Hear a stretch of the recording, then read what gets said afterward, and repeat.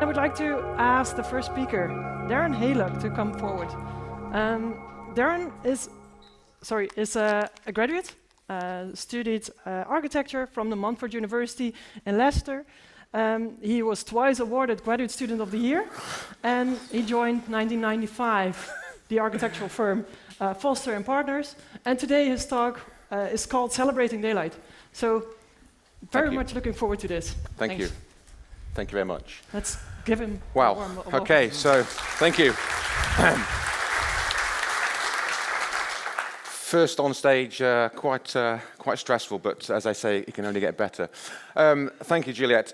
Yes, so I joined Foster & Partners some 30 years ago. So today's presentation is really about celebrating daylight, and I'm going to show you a couple of projects that influenced kind of some of my thinking about daylight and architecture, take you through some of my projects that certainly have been using daylight as a kind of a key design generator, and then complete with a most recent finished project in London as well. So, celebrating daylight in architecture. Here's a small selection of projects that the office is renowned for, where daylight has actually been central to our thinking in those projects. It has an impact on our well-being and on our focus. But let me start about this project. This is the Hong Kong and Shanghai Bank, completed in 1986.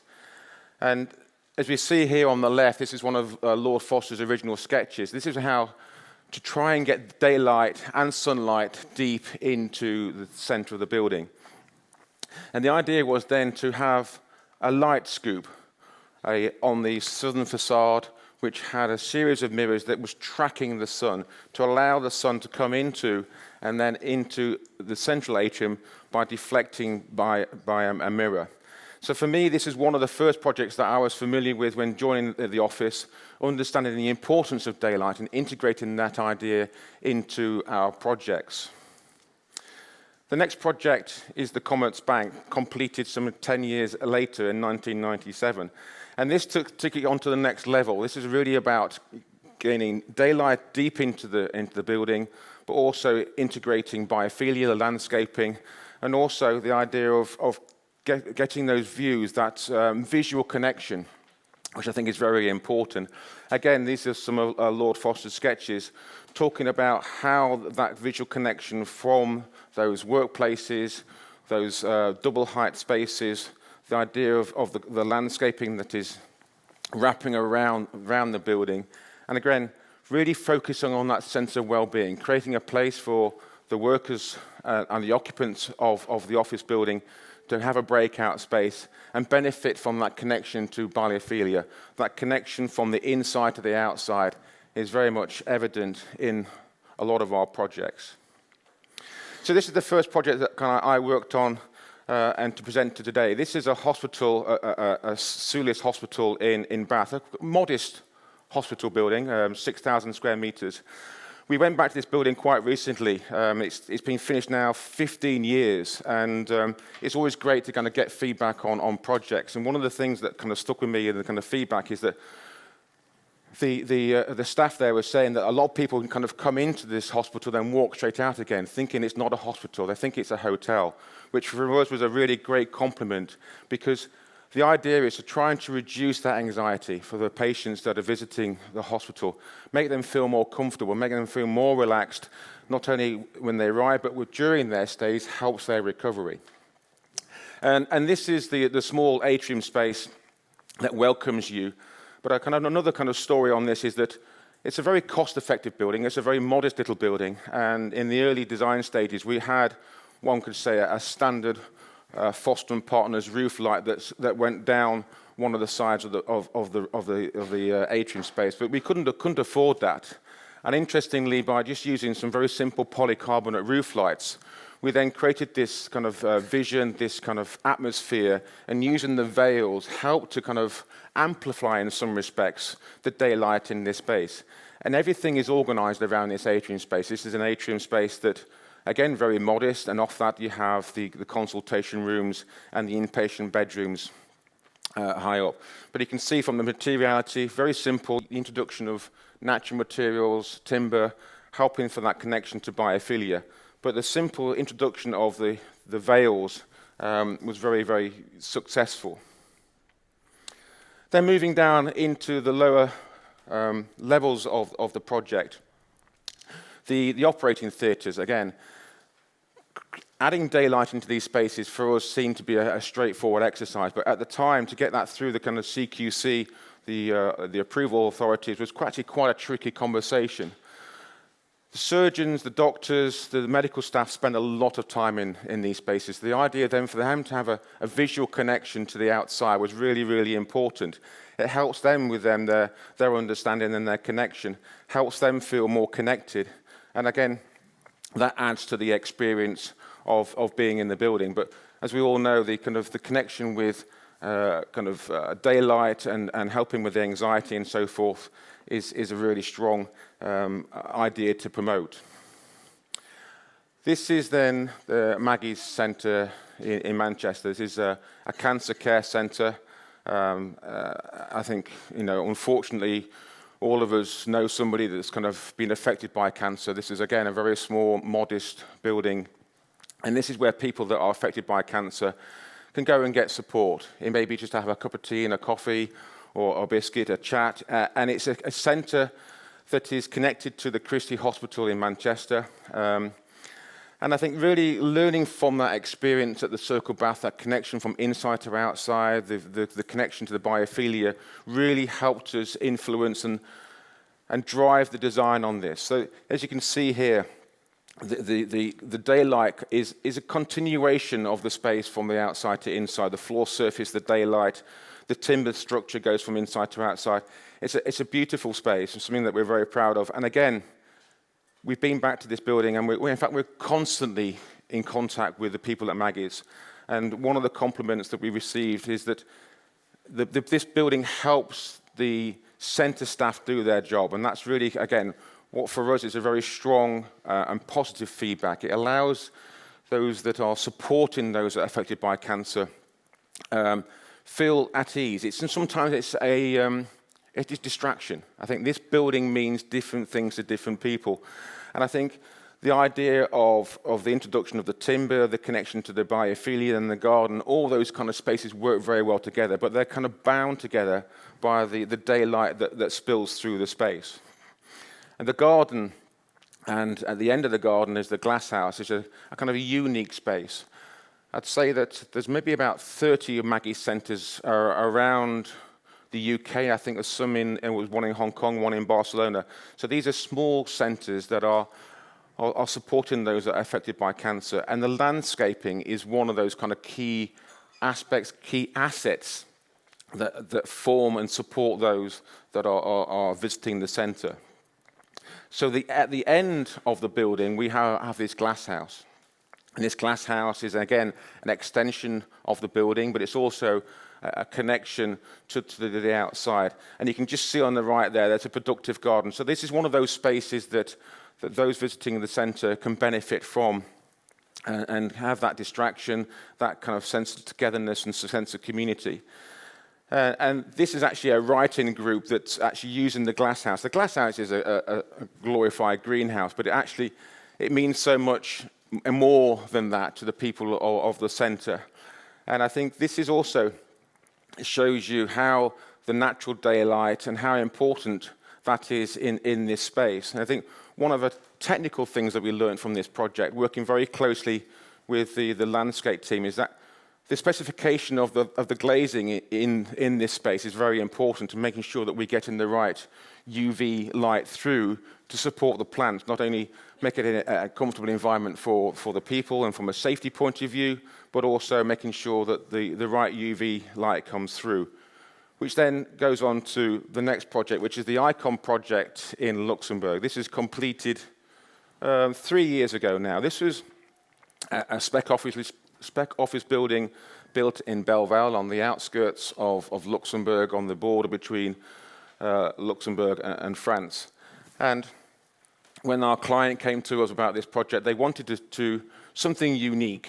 And this was before the pandemic, and one of the things that we looked at and talked about was creating a kind of co-working environment, a space where lots of visual transparency, creating an environment which encourages that kind of co-working opportunity. And the idea was to have co-working on the ground floor, and then the rest of the floors will be supported by larger and different tenants.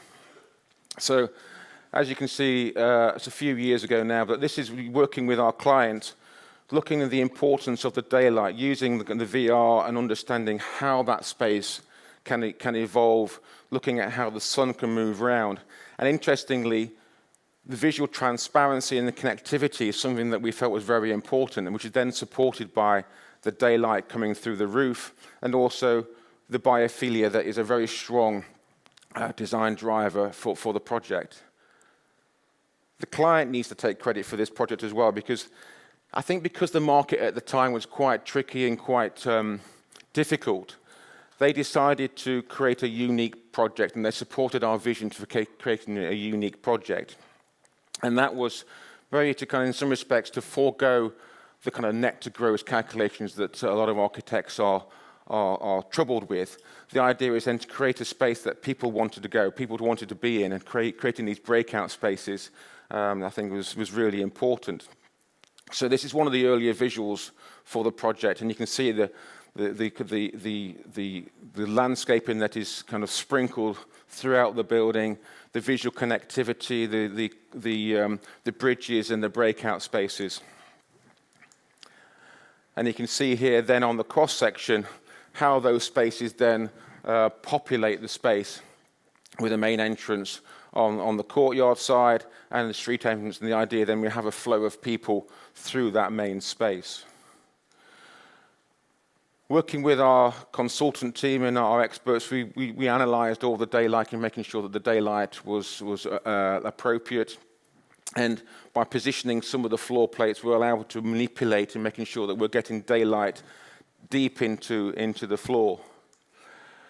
But I think going back to the lessons we learned from Maggie's, working with, again, the industry, is to understand the specification for the glazing. I think we wanted this to be very much a green space, full of biophilia, full of green landscaping, and to support that, specifying the right PVB interlayer in the glass is an important aspect. So I just wanted to kind of briefly touch on that, really, to say we've learned from that, and I think I'm pleased to say that the landscaping is thriving. I went back there last year, and it's very much, I think, supported by the benefit of having the right specification on the glazing to allow that all those right UVs to support the growth of the planting. So we can see here now the actual project, and I think let's talk a bit more about the roof light.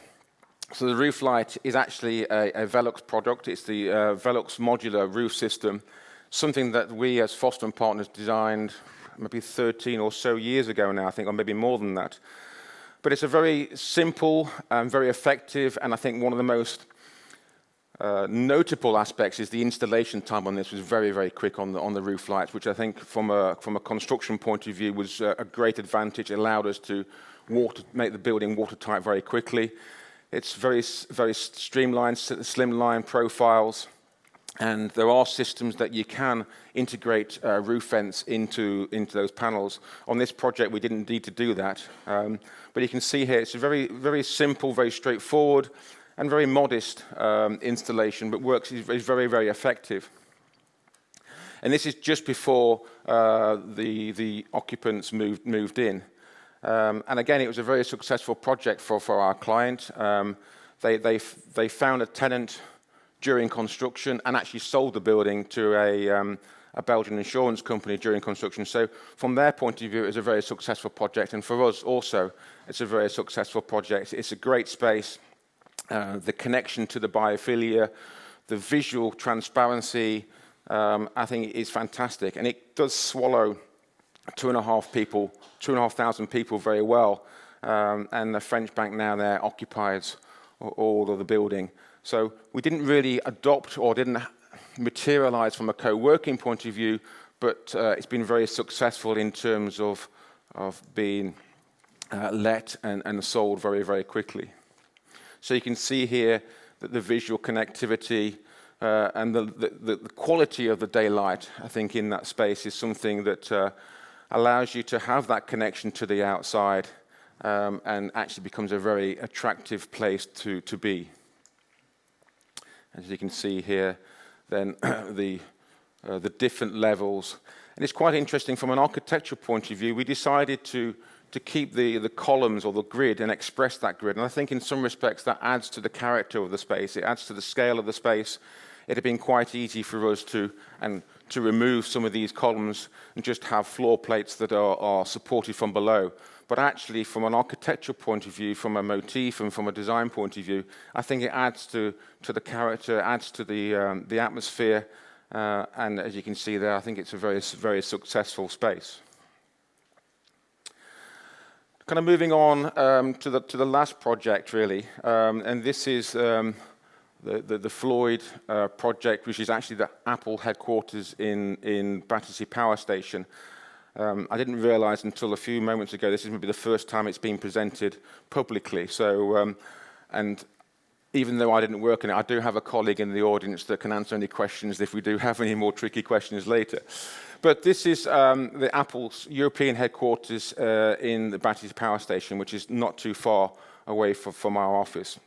And again, it takes a lot of those themes that we've been talking about earlier in the presentation, the idea of the natural daylight coming in, the kind of the light and shade, and the able to see the movement of the sun. And again, I think credit to our client on this project. They understood the benefits of that natural daylight and actually foregoed a little bit of floor area to allow a lot more atrium spaces in the kind of the axial plan arrangement of the project. But I think really the main purpose of the presentation today and to talk to you about is the artificial lighting and how that responds and extends that benefit of natural daylight. And working very closely with our engineers and the consultant team, the idea is that the lighting then responds to the daylight outside using light sensors, and it follows that kind of circadian rhythm, should we say, and allows those different light fittings to respond to the daylight.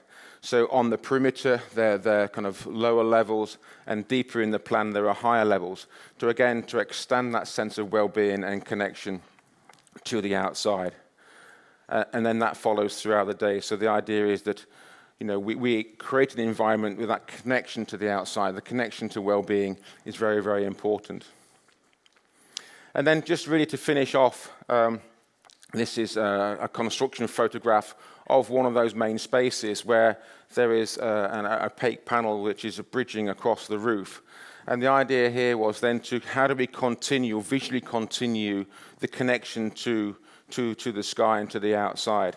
So the installation of some LED panels here that are very much linked to the daylight levels and the daylight temperature of the outside. So you can see here how those LED monitor panels then are responding to the outside environment and really kind of adding to that kind of the quality of the space and to the overall atmosphere of the project. So I think maybe I've raced through that quite quickly, but thank you very much. I'm looking forward to any questions later, but thank you very much. Thank you.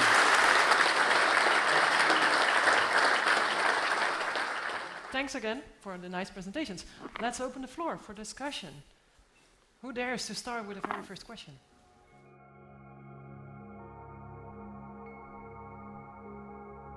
I don't think they're necessarily connected. I think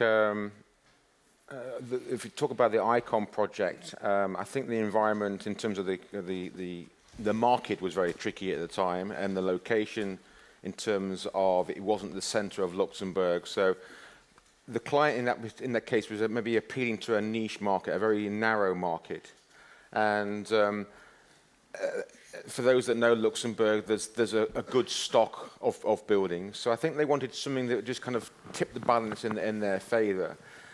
I don't think the client in that instance kind of came with the idea of purposely reducing the amount of net to gross, should we say, but I think they realized the benefit of creating a mix of spaces. And I think that's the difference at the moment. I think we certainly see it in our office, and personally, I enjoy having a variety of spaces within our buildings, because I think certainly through after the pandemic, I think the ability to and the need to experience different spaces to respond to your moods and to your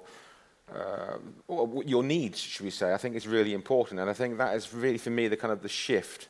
So one could say the net to gross is different, but ultimately there was still a significant amount of floor space to be used by the tenants, but it just happened to be not the high end, or actually the class A office space, because it was deemed to be a kind of secondary space.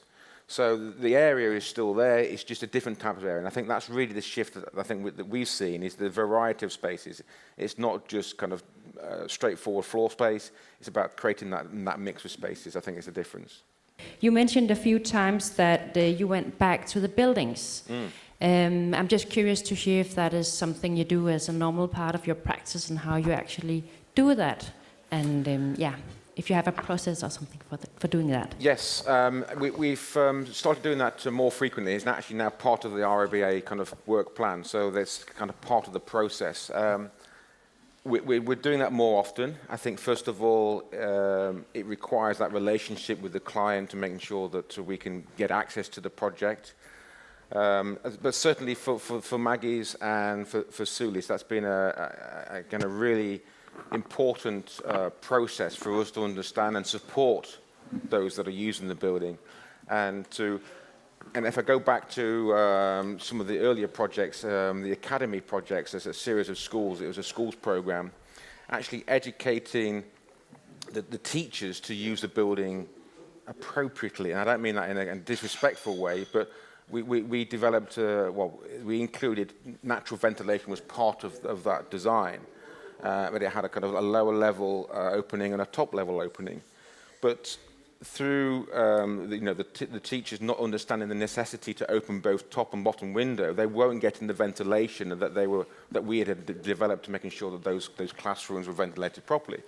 So I think in that case, that was very important, that when we went back into the post-occupancy survey, we realized, even though we did a soft landing and a guide how to use the building, just the simple necessity to open the top and bottom wasn't understood by the teachers. So that was a good example of how going back and supporting the building users actually made sure that the building was used properly. So absolutely, we were encouraging that, and we have a team now that is actively, should we say, pestering our clients or our building users to try and get access to those buildings. Not only that we can help them use their buildings as was intended, but us to learn from that and to use that for our next projects and share to symposiums like we have today. So it's really important. It's not necessarily cost effective for us in terms of resource, but it's so valuable. And I think we are investing in that, and we certainly see the benefit of it. And educating our clients and the building users is something that is not that easy to do at the moment, but we're continuing to work on that. But we certainly see the benefits. Thank you very much, Russell Foster from the University of Oxford. Darren, if I understood you correctly, you're using materials that transmit UVB light. Did I pick that up?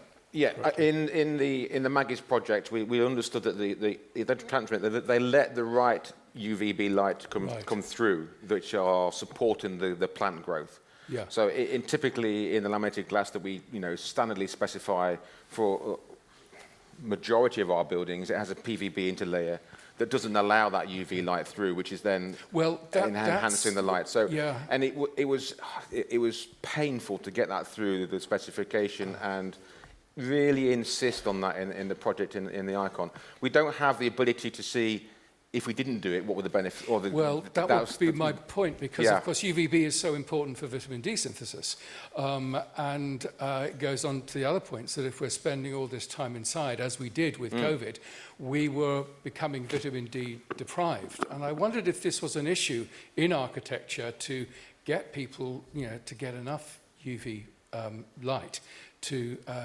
encourage a vitamin D synthesis, which of course is not just bone health, but immune health and lots of other areas of health. I think I don't have that kind of level of understanding to kind of comment on the kind of detail, but I'd certainly know from the research and reliant on the consultants that was an important aspect to making sure that the specification of that layer was right for that the space. plants, but not necessarily the humans. Yeah. Possibly. Yeah. Okay, thanks. Thank you. Hi, my name is Helena Bilov-Hiba. I work at a smaller architecture company in Sweden, and I was wanting to ask you a question. With your very fine reputation and prestigious company behind you, do you think it's easier to motivate such a nice big atrium space, or how did you go about selling it to the client? Because I think when I see out our projects, it's so much that the client wants these square meters, and our atriums are always way too small and don't provide daylight enough. Did you support it by argumentation, simple sketches, or did you start with more advanced daylighting studies? That's my question, really. I think the reputation does help. I think obviously our portfolio of projects and expertise and experience certainly helps convince the clients that they have confidence in our ability. But I think it's a mixture of everything that you described: sketches, visualizations, the VR models, all those kind of wealth of materials that we love using to convince a client. I think allows them to move forward and take that risk in some respects, be brave about what they needed to achieve. And I think, again, maybe because the market, I keep using the market as an excuse, but it's not. It's kind of a kind of design generator. We had to work harder at the design. We could have done a very simple atrium and left it and moved on. But in terms of the amount of design effort and commitment and emotion that went through that, it wasn't easy. And I think one could say the benefit of a larger office, we have the expertise that we could pull in, literally within seconds to a conversation. And I think all those kind of things add to those benefits, and the client then, because of that, has the confidence one could say takes that little bit of a risk to move forward with a larger atrium, and fortunately it was very successful. But we're very confident and very passionate about what we do, and that's, in some respects, it's the personal commitment. I think the connection with the client also helps. What would be your key advice for building investors? Yeah, I mean, that's a term that we're starting to use a lot more in the office, the stranded assets, and part of this post-occupancy analysis and research is in informing that and making sure that the designs that we are developing don't become a stranded asset. And I think convincing the client to allow that adaptability of a project is not easy. But as the difference between a developer and an investor, I think that's the difference. Developers more often than not just flip the project, and it's the investor that that remains with the project. So I think somehow we need to get past those developers to inform the investors. I think the stranded asset is a fantastic response. I think making sure that we don't have stranded assets is the key.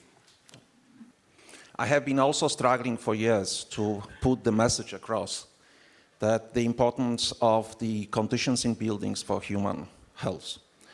And fortunately, it is coming through. But still, I think that the main narration is decarbonization.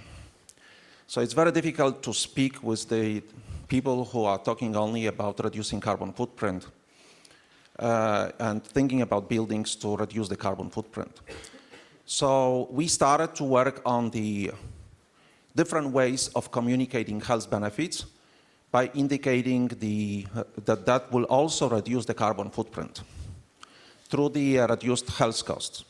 So I would like to hear a panel comments about that approach. The embodied carbon is an important part of the project. I think we've started to look at that in a little more detail. I think historically, sustainability was kind of focusing on the running costs of a project, but as we all know, the embodied carbon used to build a building and also the embodied carbon on the furniture and the things that go in the building are also kind of a key aspect. I think the Floyd project is a good example of how we're trying to really kind of optimize the amount of energy that is used in those light fixtures to create the kind of the right ambience, the right atmosphere, the right the feeling. I think, you know, responding to that circadian rhythm is, I think, is really, really important, so that, you know, that we do enhance that, or as you say, kind of respond to that, to making sure that our sleep patterns and our well-being are really responded to that. So I think, as always, it's a balance. I think it's trying to balance all these factors as we go along. And as architects, as designers and engineers and consultants and specialists, I think these kind of events are fantastic for us to kind of absorb and learn and take those away, those informations away, and then feed it back into the industry and what we do. Thank you.